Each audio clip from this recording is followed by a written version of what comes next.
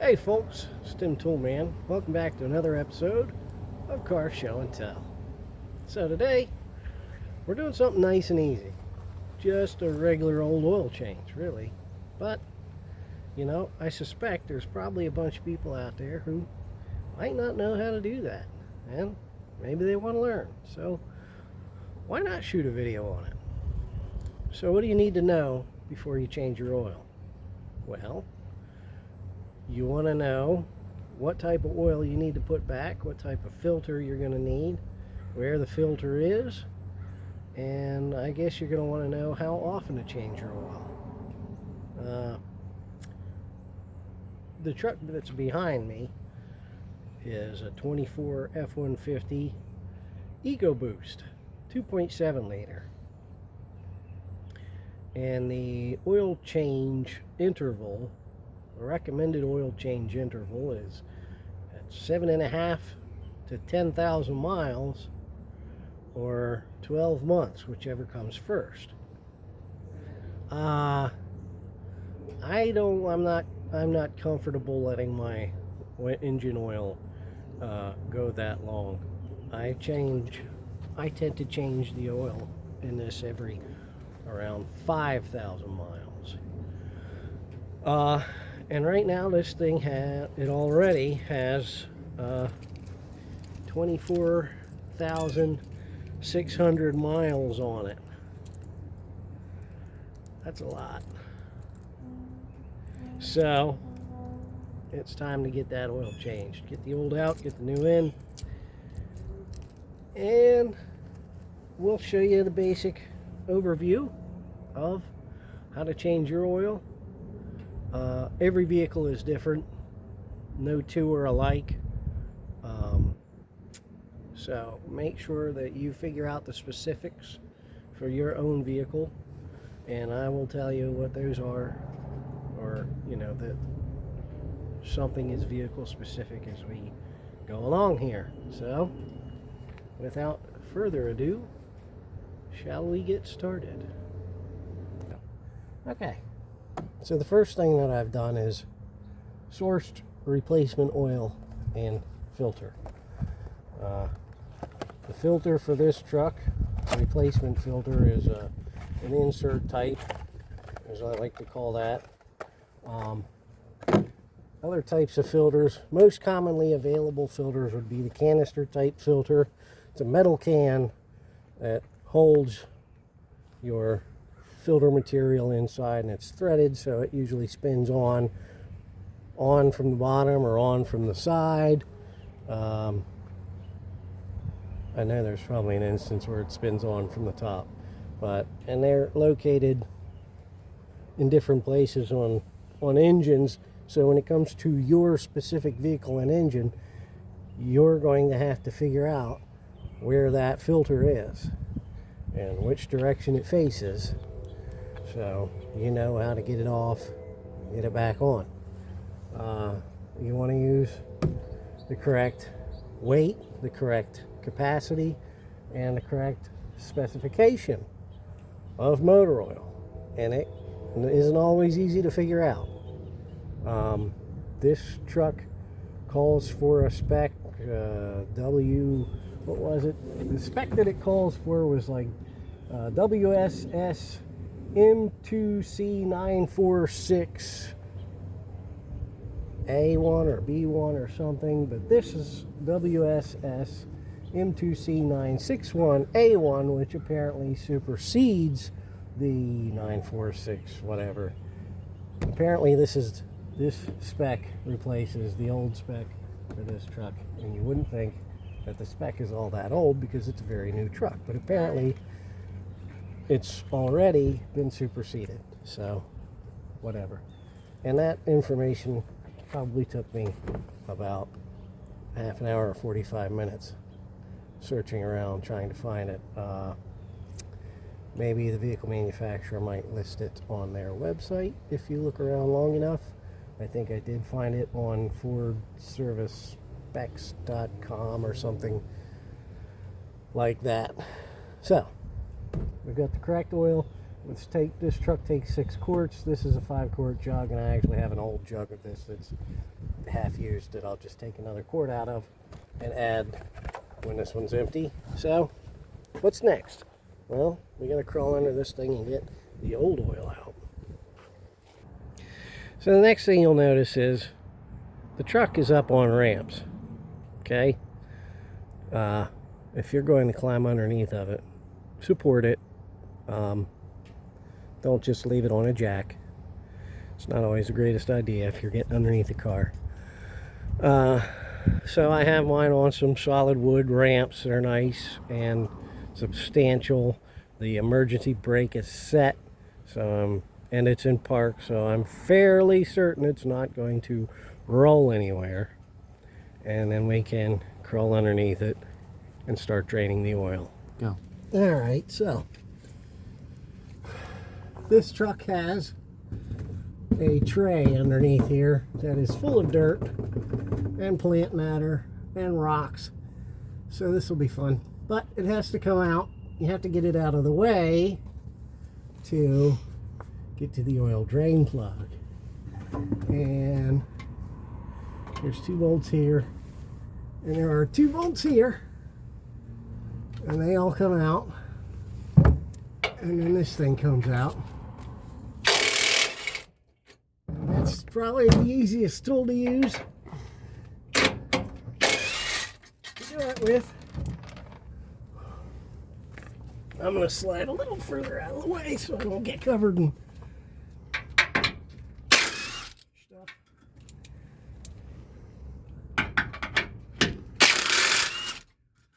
Alright. Once these 4 fasteners are out, I think. There we go. Yeah, I'll just dump everything out of it. There we go. And we'll get this out of the way somewhere else. Okay, so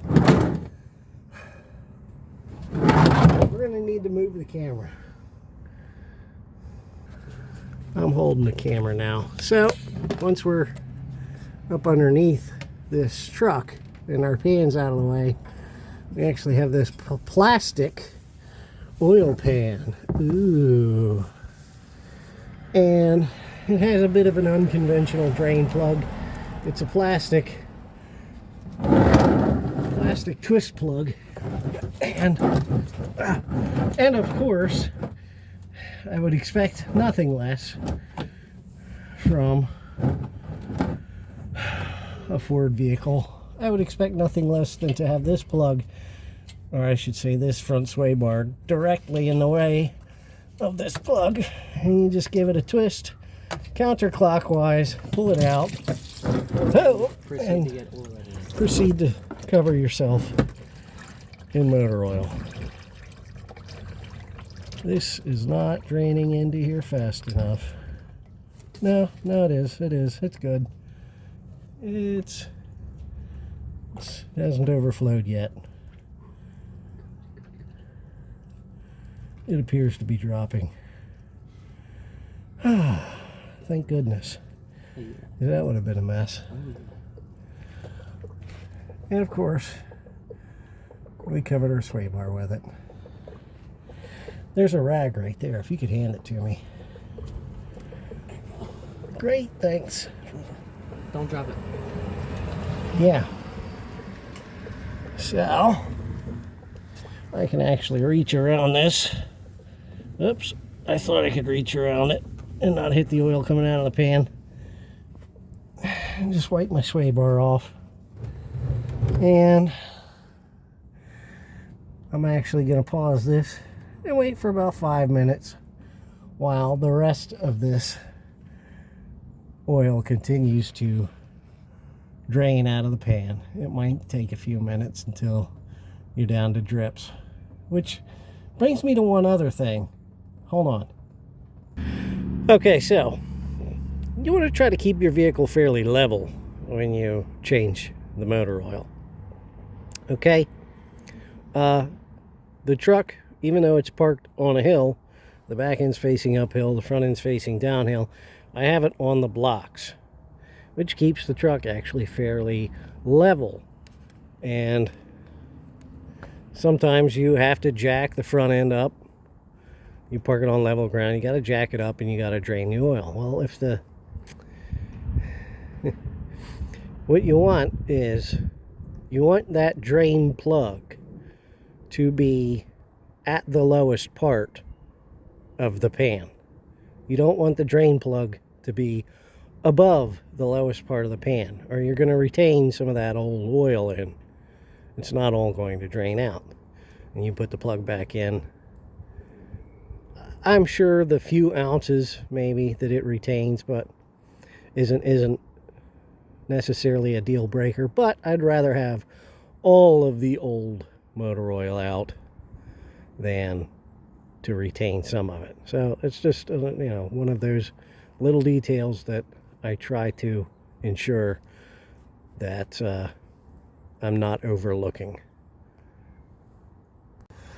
All right, so I decided we could change the oil filter while we wait for the rest of that oil to drain out of the pan. And in this truck, this can right here is what holds the oil filter insert that needs to be changed out.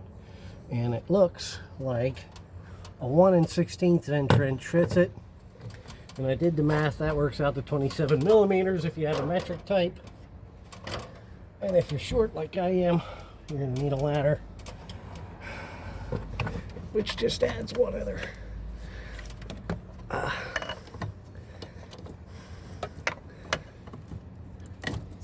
adds one more oh, what's the word I'm looking for? Step.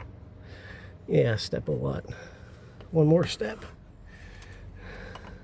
Just another added level of difficulty. There, that's the phrase I was looking for.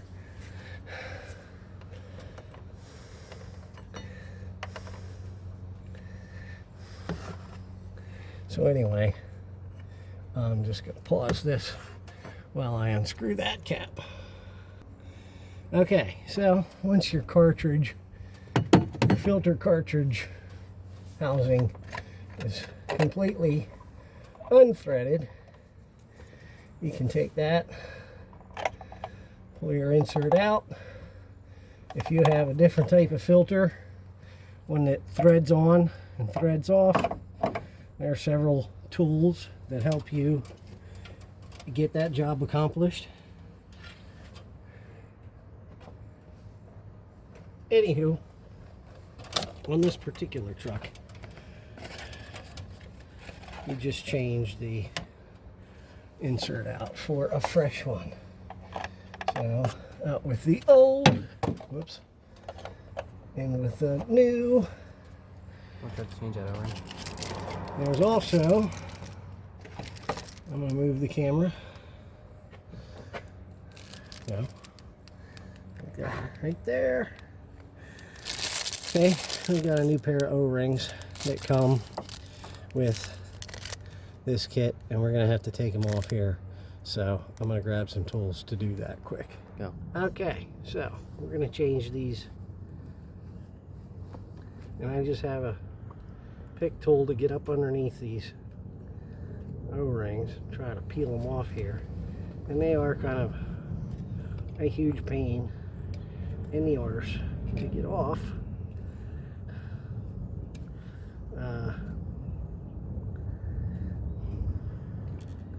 The automakers have largely, seems like they're switching to this style. You know what? I got an idea. Go get the side cutters. I was thinking that. Yep. Close this. No. Just make it quick. Oops, I'm dripping it on me. Anywho, the automakers have largely switched to this style of filter because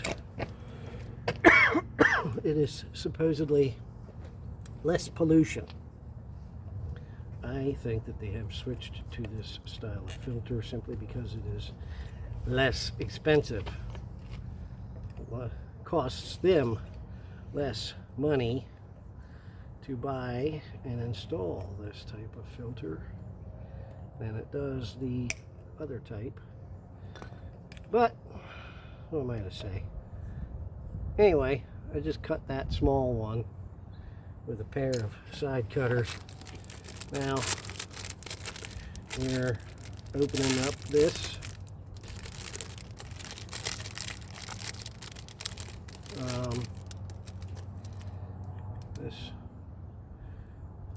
I'm going to save that one. I will roll these two on here first, one at a time if I can. Maybe I shouldn't have taken them all out of the package at the same time, but just roll these large ones down on here. If yours has one, maybe two.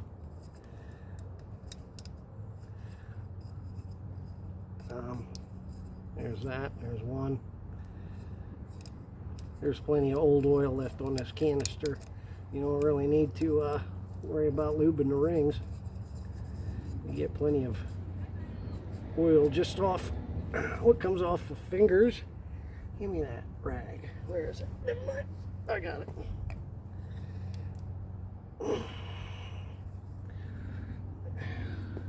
Can you still see it? Yeah. Okay. I'm just going to put this down. And This one's very tough to get on. good grief, it would probably help if I didn't have this stupid bandy on my thumb.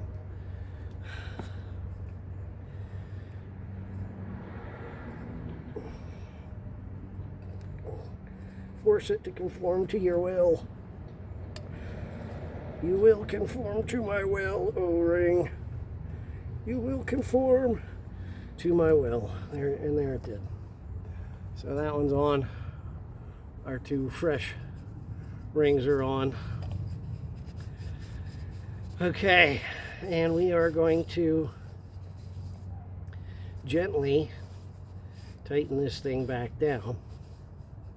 We'll screw it back down and just give it a snug. 24 plus 2 Newton meters. If anybody does the math, tell me what that means. I'm kind of over this at the moment, so it's just going to go back on and get snugged. Yeah. Okay, so your car might have a filter that looks instead something like this. The old inserts were kind of the deal back in the day. Into the 60s, some cars still used that type, and then they went to a filter more like this. Now they're back to the insert technology again, if you want to call it technology. It's recycled technology. So your car, if it's anything older than this, likely has a canister filter, like I was saying. And this is threaded, and it threads onto protrusion from the block. And this has already got an O-ring, a gasket built into it, so as you screw it to the side of the block, it seals itself against it. Now, when you are changing one of these out, you must be very, very careful. A lot of times these gaskets like to come off and stick to the side of the block, or the bottom of the block, or wherever, whatever part of the block that they seal against, especially if they haven't been changed in an awfully long time. This rubber part comes off and it stays stuck. You take this part off and you throw it away because it's covered in oil and it's grungy and you don't want to touch it anymore. And then you take a new filter and you screw it to the side of your engine, and now you've got an O-ring squeezing another O-ring onto the side of the engine. And that doesn't work. That's a recipe for a massive oil leak. And it might not always rear its head immediately. In the couple of instances where I have seen that done, it's reared its ugly head immediately and made a great big puddle of oil all over the driveway or the garage floor. Sorry, Dad. Thanks, Henry. Anywho, so Just beware of that when you're changing the type of filter like this. Okay, back to what we were doing. Now we're back up here, and we're just going to drop that straight down, and we're going to turn it by hand. There we go. Didn't drop it like it was hot enough. So just spin this on by hand. That reminds me of another thing. I'll get to it. And then I am just going to snug this with the wrench. And that reminds me of something else with the canister filters that we were talking about. Okay. You also don't want to He-Man tighten those. Okay, that's another surefire way to get them stuck to the block, especially if you don't, if the oil isn't. There we go. It stopped. I just gave it a little snug, and we're done. Okay, back to what I was saying. So, the canister type of filter.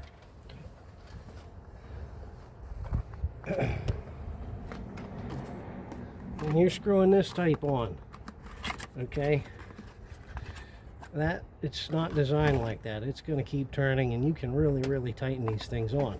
There's really no need to. You just want to give them. I actually never even use a wrench when I'm putting these on, as long as I can get my hand up there or under it, however it's positioned, and turning it. I just turn it on by hand and tighten it with my bare hand.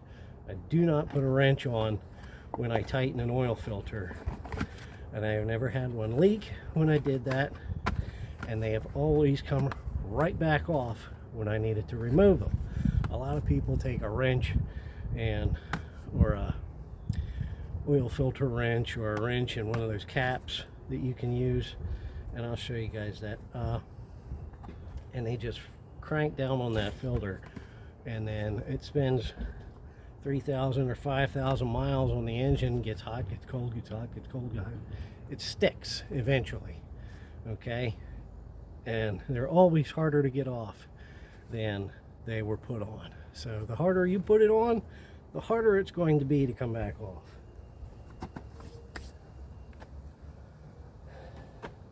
Pause. Yeah. No. Okay, so we're underneath the truck, and we can see that our pan, I'll get you turned around here, pan's done, everything's run out of it, it's just a couple of drips. So I have taken my drain plug and I've wiped it down to make sure that I haven't got any dirt or anything on it, and I go shoving any of that back in the pan when I replace it. And as I said, this thing's kind of goofy, so we put our plug back in, we give it a turn clockwise, and it should probably make about half a turn. Yeah, it should make about half a turn, and you'll kind of hear it click at the end on this truck, because it's got a funny plastic pan and a funny plastic plug. So it's still got its O-ring on it. I'm fairly certain it'll seal. And I've got that back in the pan. If you're using, if your vehicle has a steel pan or an aluminum pan with a threaded plug and you thread it back into the hole, again, do not He-Man it in there. It just has to be snug. Some of them might have an O-ring or a washer that you replace before you put that plug back in. But again, you know, replace whatever is necessary. When you snug it back, or when you put it back in the pan, snug. Okay? Tight enough that you're sure that it's not going to come out on its own, but not too tight that the next guy who goes to remove it won't be able to, or not too tight that you strip the threads out of the steel or the aluminum pan, and then that has to be repaired. So you just want it snug. So, once the plug is back in, we can take our road pan that goes under here and we'll pop that back on.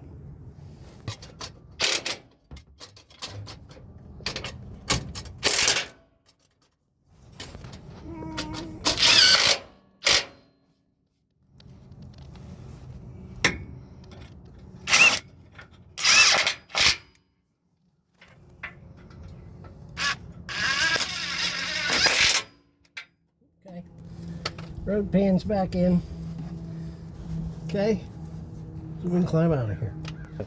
Okay, so let's run through the checklist. We got our old oil out. We've got our old filter out. We've got our new filter back in. The last thing that we need to do then is refill the crankcase, or that means to put our new oil back in the engine. So we need to know where it goes. Well, your vehicle should have a specific place where you put that oil. And again, you're going to have to take the time to figure out where that goes. Usually there is a cap somewhere that says engine oil. You take that cap off, and that's where you put your engine oil. And you make sure you add as much as it calls for. If your car calls for 4 quarts, change it 4 quarts, 4.5 quarts, put 4.5 quarts in, 5, put 5, 5.5, 6, 6.5, etc., etc., etc. Right? It's simple. This isn't rocket surgery. Oh. Okay. And another thing. Don't use a filthy funnel to put your clean motor oil in. I know I have a filthy rag, but I just wiped my funnel down. Now all the dirt that was on the funnel is on my filthy rag, and it's not in my funnel. So as I add my fresh new oil, I'm not going to be washing that dirt down the drain and into my engine oil. So let's figure out where to put the oil.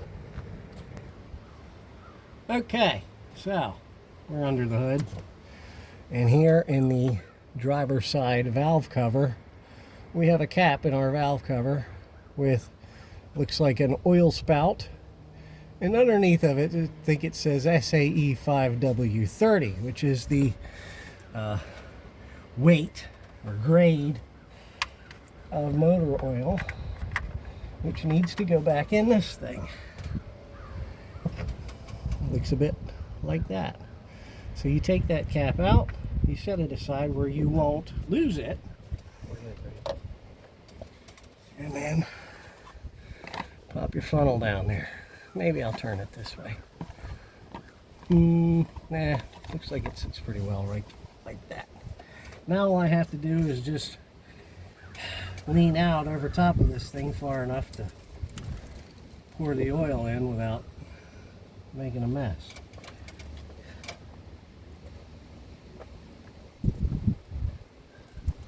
Is it just me, or are new trucks like ginormous? No, they're ginormous. I had a full-size truck in high school, and I was either a foot taller or this truck is that damn much bigger, because I never had this much. I never used a ladder to change the oil in that damn truck.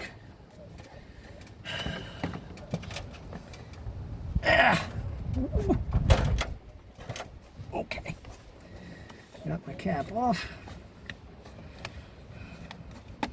and I will now carefully add my motor oil and let it run into the funnel. Okay, so I added the first container. That was 5 quarts. This truck calls for 6. So I have my extra container here. It's got 2.5 quarts in.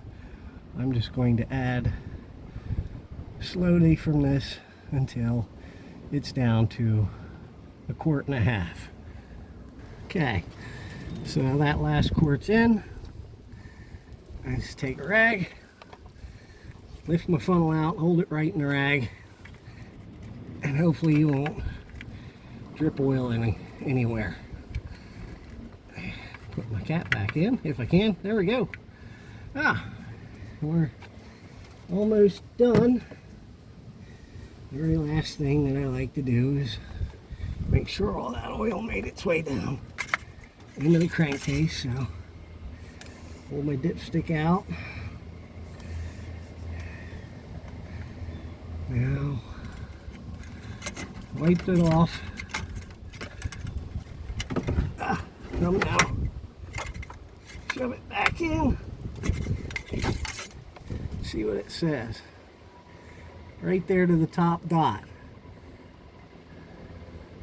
Right there to the top dot. It's got 6 quarts. All right. Let's now get that back where it belongs. And we're in good shape. We got our new oil in. We didn't make a mess under here. We can shut the hood. That's it. Go. Okay, so a few closing thoughts. That's the quick and dirty on how you do a nice, thorough but clean oil change. The old conventional versus synthetic argument. Okay, it's well proven by now, okay, that synthetics work better. If you're still using conventionals, make sure your oil gets changed every 3,000 miles. If you're still using conventionals, use synthetics.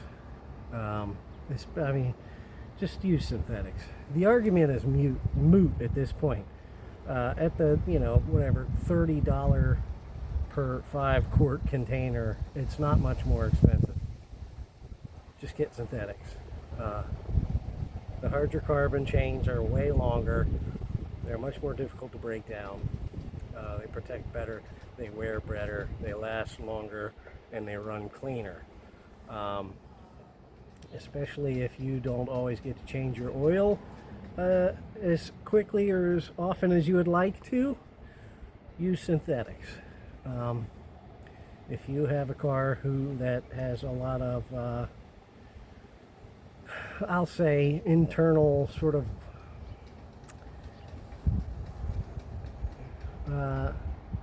synthetics will go a long way towards, I will say, cleaning an old engine up.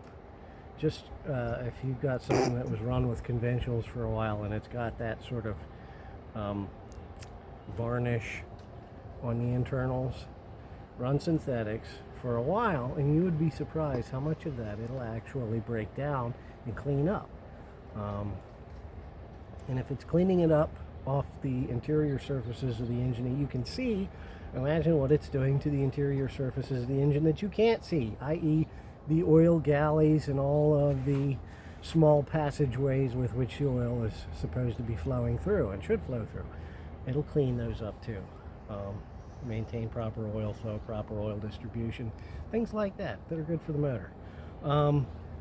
So at this point it doesn't make any sense really not to use synthetics. I always advocate for people to switch when and if they can. Make sure you're using the same grade. The only change you have to do is switch to a synthetic. And there are 1040s and 1030s, 520s, 530s. They're all different grades of synthetics out there. So there's a grade that will work for your car if you look. Okay, and last thing, don't dump your used oil in the sewer grate. Don't dump it on the ground. Make sure you recycle it responsibly. Most auto parts stores have a tank in the back where you can recycle your old oil. So the next time you go in there for fresh oil, take your old oil along in a bucket, hopefully a sealed one with a lid or something, and dump it into their tank. It doesn't take but 5 minutes. So be responsible. So that's about it. The quick and dirty oil change. If you have any questions, something that you need to know to help you get the oil changed in your car, let me know in the comments. And I will try to help address the question that you have and find a solution for you. Anything else? Leave in the comments. Don't forget to subscribe if you like what you see. And we will try to see you guys on the next one. Take care. Bye-bye.